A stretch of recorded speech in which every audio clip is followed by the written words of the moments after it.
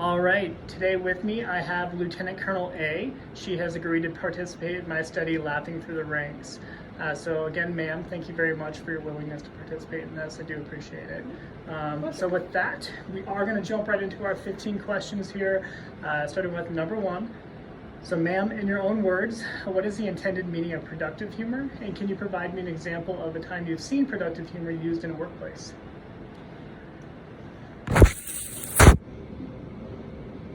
Productive humor, in my own words, I would say, is any type of humor that is able to move something forward, to cause progress. So whether it is understanding a concept, whether it is getting everybody streamlined to do a certain task, using humor in a way to kind of motivate people and inspire them is kind of how I look at productive humor.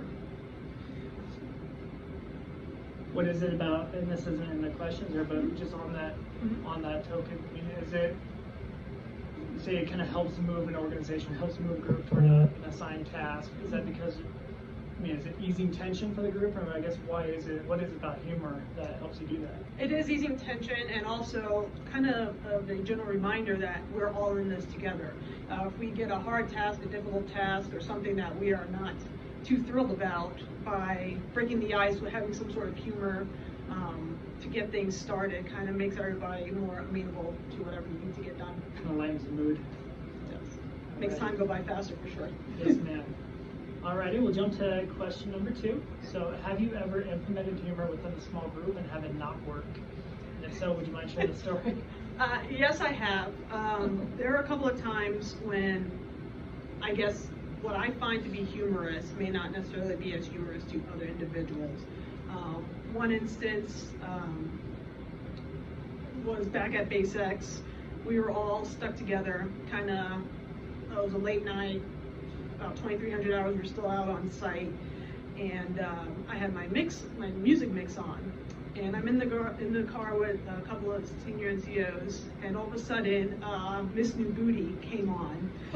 And in which case, they all looked at me because it was a random mix. I didn't know the song was coming up. So I just looked at them and turned it up and started dancing in the middle of the car. They just stared at me. I don't know if it was fatigue or what, but to this day, I actually ran into them a couple of years ago, and someone had it on their phone, and he started playing it again and started doing the dance.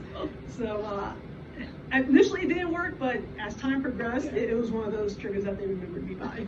Just needed time to sink in, I suppose. It did. That's hilarious. So I'll never escape that song now. Thanks, Bubba's Horse. So now it's your ringtone, right? So. I will not confirm nor deny that it may be my ringtone or still my mix. That's awesome. All right, thank you, ma'am. Number 3. So in your own words, what is the intended meaning of effective leadership? And can you describe an effective leader that you admire? Yes. Effective leadership is basically making sure, yes, it is mission accomplishment, but it's also making sure that you get buy-in from everybody actually doing the mission. If you are able to get people to do what they don't want to do necessarily willingly and actually embrace it, that's effective leadership to me. One of the effective leaders I admire, there are a couple. Local one is my boss. He happened to be my squadron commander back at Base X, and some of the things that he did was he said, yes, I understand this is kind of how it is. He inserted a little bit of humor there, and it really he framed it in a way that, yes, it may suck for the next X amount of weeks, but longer term, here's what it's going to look at. And just by making people realize the why behind things, drives them forward. Do you think by him implementing humor into his interactions, that made him more approachable and kind of humanized him to allow you to see him as a more effective leader? It did. That humanizing is a very critical element. A lot of times when we think of leaders, they may be somewhat aloof, or I'm not quite sure if I can broach the humor gap. But as soon as someone lets their guard down a little bit to show, hey, they are human, they can joke around, that makes it a lot easier to become more approachable, and you are more willing to, hey, I have an idea, because they made themselves more vulnerable. I think you said it well. It makes them drop their guard right from the beginning. Thank you for that, man. We'll do number 4, I believe. Yep. What is the purpose of productive humor within a small group environment? And can you tell me about a time that you purposefully used humor to improve the group's performance? This one's a little bit So I guess one of the times I could say productive humor in a small group would be when we were actually working on our striker culture, coming up with our name, our brand name. The hyenas? The hyenas, yes. I remember. Exactly, it sticks in.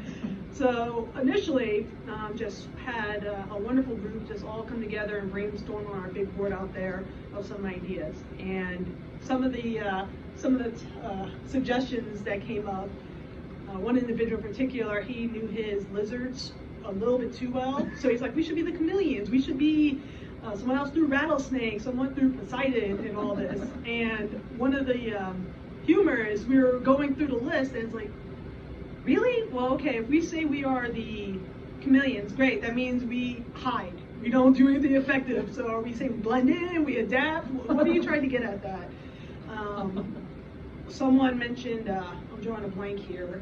It was a video game reference. I said, only people who play this video game would know what that character is. So it's a little bit poking fun kind of at the name and suggestions, but it just putting it out on stage. How would it look that we are the chameleons? All the questions that come at, even hyenas. We've had some, initially people like the hyenas, they thought instantly of the Lion King. Yeah. And I got questions, can I be known as Scar? And then there's some debate amongst them saying, no, Scar's the lion, he got killed, so she used to be the Whoopi Goldberg character, which I'm still waiting to hear that name. But just joking around with it, it's actually starting to become more embraced, and Scar is actually coming on with it. I think it's cool. Yeah, I remember it. I only heard it once too, and I remembered it. So I think that's pretty cool. Thank you, ma'am. All right, number 5. So how do you implement humor within a small group setting? Can you tell me about a time that it was positively received? So one of the things I like to do is for my PRP certs, I start off every meeting I have with a small group with a random question, whether it's your favorite childhood cereal, whether it's favorite holiday, what kind of costumes you like. From there, people bring up some interesting things that makes you tilt your head. You expect someone to like, I don't know, when you see this person, you think, oh, you are, you like hard rock, you're this, that, and the other thing. No, I like smooth jazz. Yeah. What? That is completely different. In those cases, some of the humor, even just asking the question, people will look at you going, why do you care what my favorite breakfast cereal was as a kid? But it starts opening people up, and some of the jokes, such as one individual mentioned he loved Chutes and Ladders growing up, and then someone else mentioned, I never won that game. How did you always win all the time? Yes, it adds some time to the meeting, but it's really the opportunity it kind of breaks the ice and makes people more comfortable with, okay, now we're ready for this meeting, let's focus on it. Yeah, so it lightens the mood, obviously, and it gets people more willing, probably, to actually provide their thoughts when the formal meeting begins, right? They can actually, they're willing to give ideas outright at that point. So, I think that's awesome. Alrighty. Number 6. So how do you approach, so that's kind of the key word here, how do you approach humor when in a small group? And can you tell me about a time that humor helped you lead a small group? So I guess, meaning when you show up to a team, maybe even a small group that you're not accustomed to yet, how do you feel out the group? How do you feel out the audience to actually do it? My approach is jump right in and hope for the best. So if I have a large group of individuals, I kind of see, okay, look a quick demographic, all right, I've seen these people before, I kind of hear little things about them or from them. Just pick one topic and go for it. Food typically is my first approach, is because that starts getting people talking about it, and then, hey, have you ever had an accident with food? Can you tell me your story? In which case I'll add, this is a little bit of the self-deprecating humor, but how one time I was drinking a soda, someone made me laugh, and I completely spat it out at the person, told the joke through my nose, and so it's just trying to find one thing that everybody can commonly agree on, and just jump in. So it's bold of you to do it from the beginning, right? So it takes a little courage to do that, but at the same time, it sounds like you're methodical about it. You choose a topic that everyone can kind of agree on, and everyone can speak to, and I think that's very smart. What are your thoughts on airmen that implement humor right from the beginning with you, especially lower ranking airmen, directed to you as a commander? What do you think of it? I encourage it because that shows that they I don't take it as they're disrespectful. I take it as they feel comfortable enough to try to make me laugh or try to show a little bit of themselves, a little bit of their humor. I had one individual pre-COVID who saw me shooting in the gym, and he's like, "Oh, I heard a lot of smack talk about you shooting. I heard you're all great and everything like that." So he mentioned something else that someone else's friend told him that, yeah, so-and-so said that you blocked his shot and don't mess with you. I've seen this guy twice in my squadron, but he was comfortable enough to see me in the bay and just come up, and I gave it right back. I asked him, "Hey, have you found your hook shot yet, or what's going on?" Yeah. So it's just, I look at it favorably. That's awesome. All right, we'll jump to number 7, ma'am. It is, what is it about humor that you understand to work well, and what is it that you do not understand about it? I look at comedians and I wish I understood how they can get their wits. Some of the jokes they come out, they already have a snappy comeback, or they can link it to another joke. Yeah.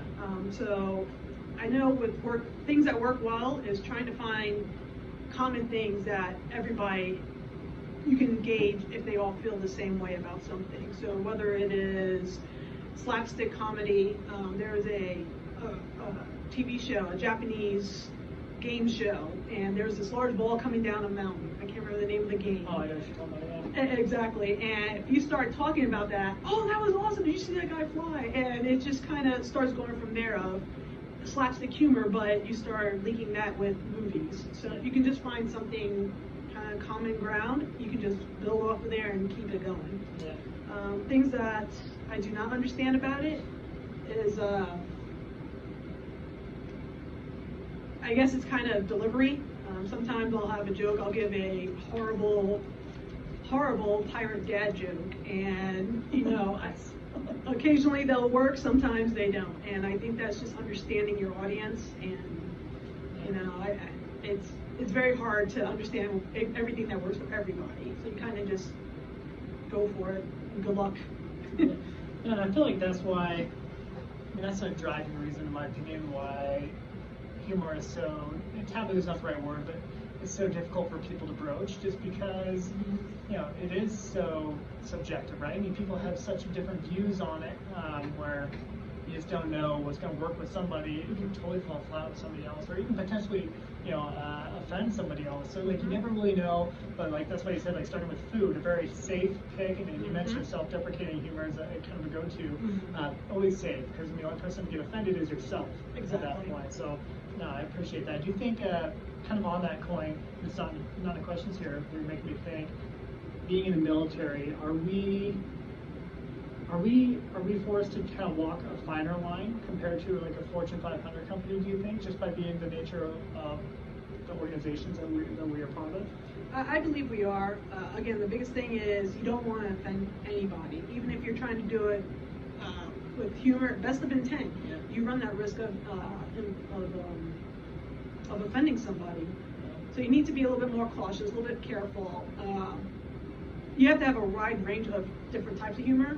I can go from slapstick to deadpan to just that dark humor. You kind of have to know your audience, but you always run the risk. In Fortune 500 companies, I'm not saying that just because I know they also have some programs in there to make sure no one's offended, but being in the military for as long and how much we care about people and how detrimental it could be to our mission, you really have to be careful.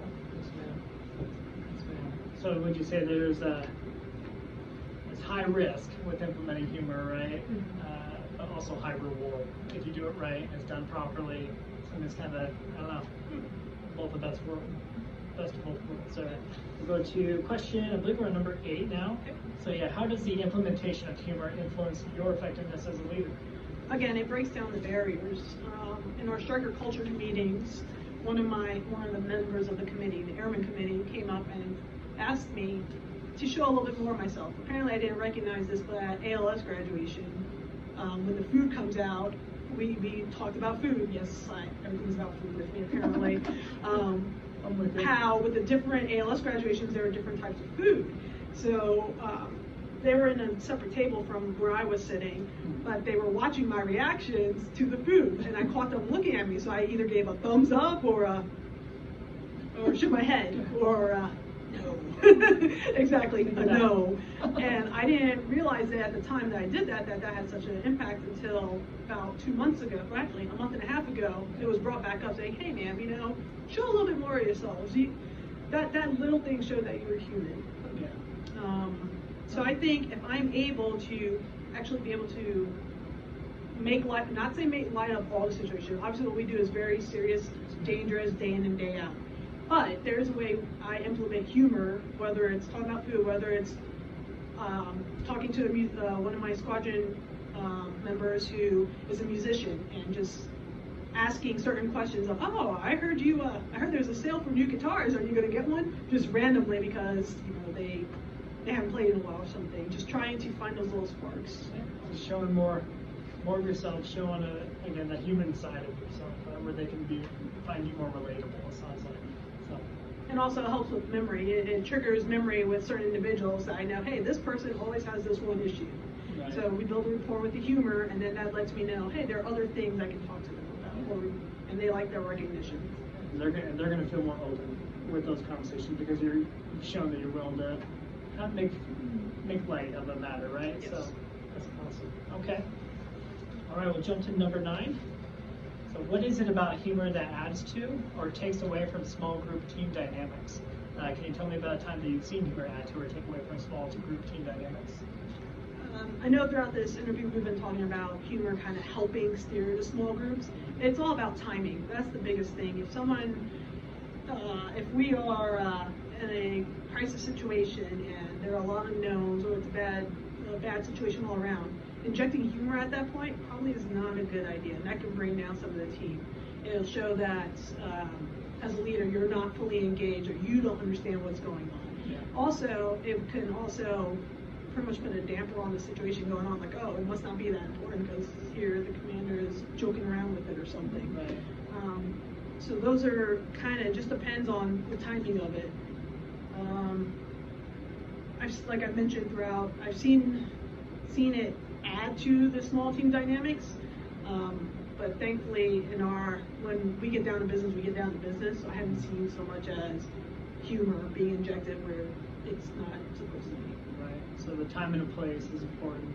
I don't know. Have you seen other leaders maybe implement humor in the wrong time? It sounds like within your squadron, that's not so much the case. But have you seen where it has been delivered in the wrong time and place? Yes. Long time ago, very young, it was a general who we were going through a tough time at this base. Some people had been removed and tried coming in, and the way I took it as a young junior officer was, oh, I came in and cleaned house. The person who was cleaned house was my leader, and at that time, I don't know if the individual recognized what they did, but you can see, I know around me, all of us just kind of slumped our shoulders a little more, like, wow, this is how it's going to be. Yeah. And I don't know if it was to make himself feel better or what, but it brought that group down. Yeah, especially talking to people who had been there, right, previously. Interesting. Good example. All right, man, we'll jump to number 10.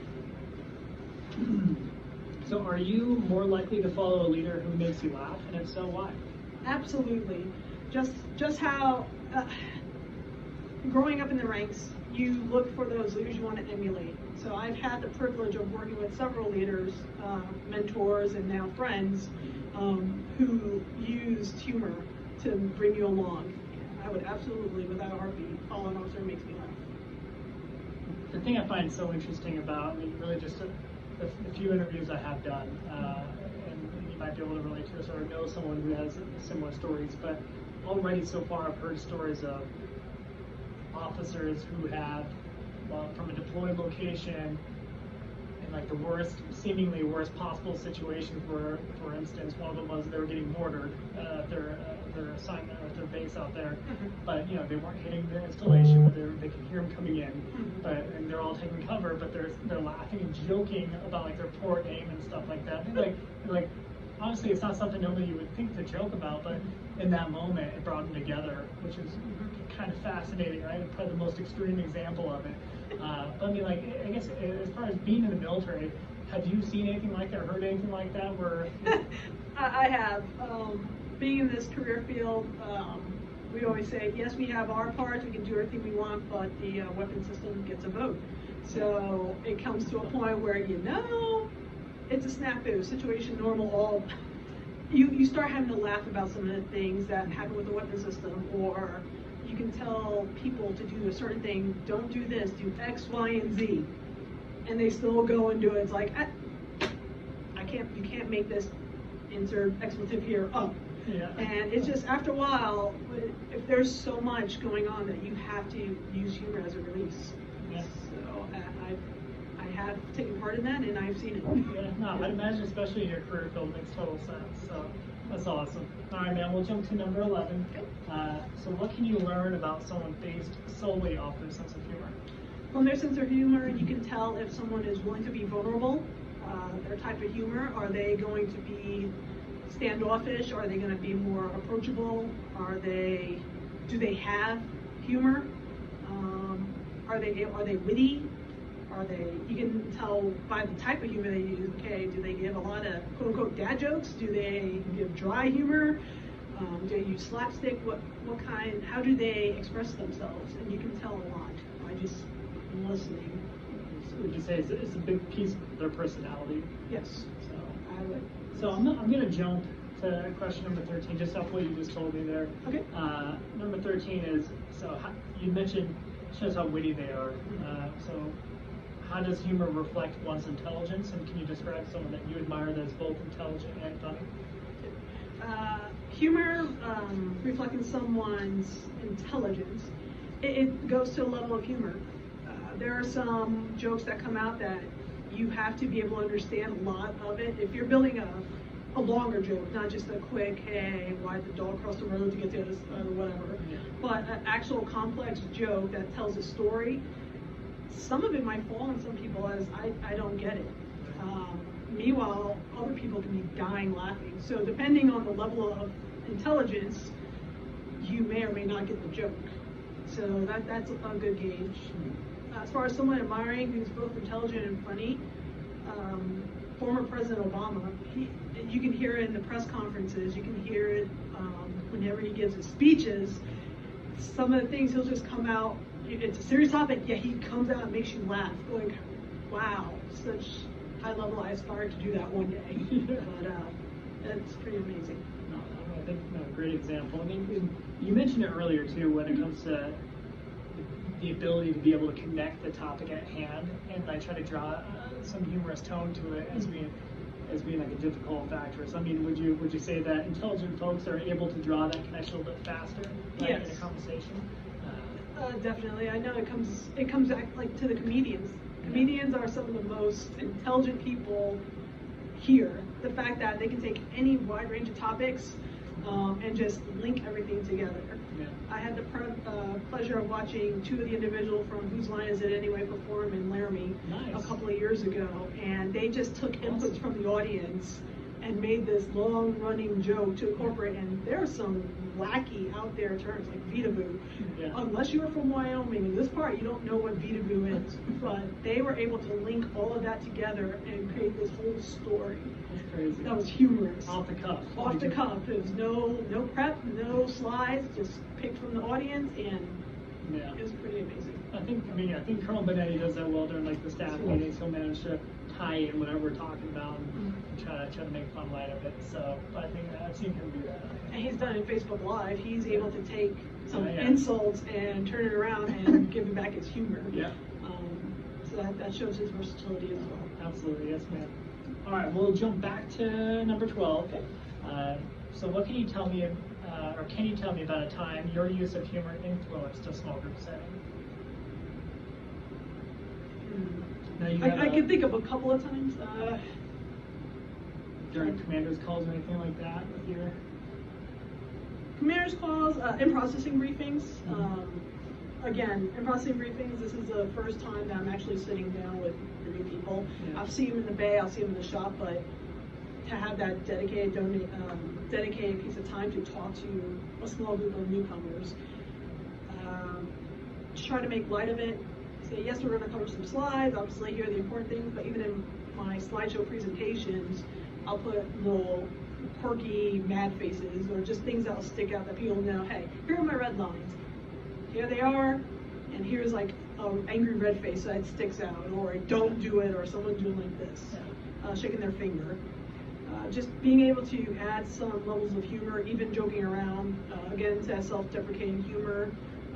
When I do my intro to me slide, I'll mention that, I love this sport, or this is my stepdaughter who's going to be driving soon, so please do not be on the roads between these hours because she's practicing. Just trying to insert a little bit of humor, and you can see some people who have children of that age chuckling already, or just certain things that stick out.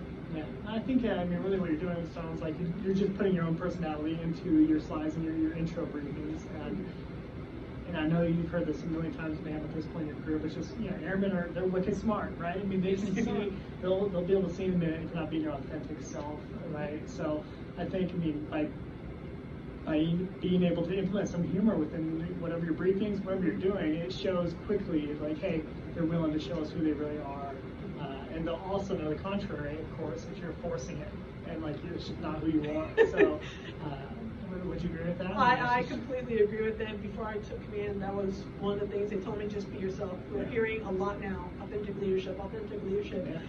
It's funny, I feel like I've been doing authentic leadership before it became a buzzword because I don't have time or creativity to do anything else. Yeah. So here I am. Yes, I'm from a state that everybody can recognize, ask me to say a couple of words, but it's too much work to try to put on a facade full time. So exactly. That's awesome.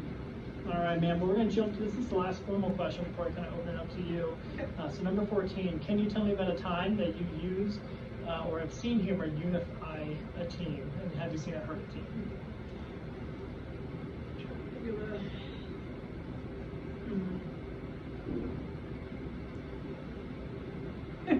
So, a time unifying a team, I was at Base X and we were going under an inspection, and we frequently got inspected. So what I did with my 2 flight chiefs, any meeting for the out brief, which we got, we had binders. On one cover, our flight theme was the Lego movie. So each of us had one character.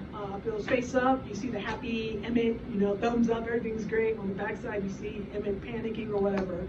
So what we would do is our briefings, we would bring in the binder, and to tell people in the group how we were doing, we either had Emmett happy up or Emmett sad up, or Batman up, Batman down.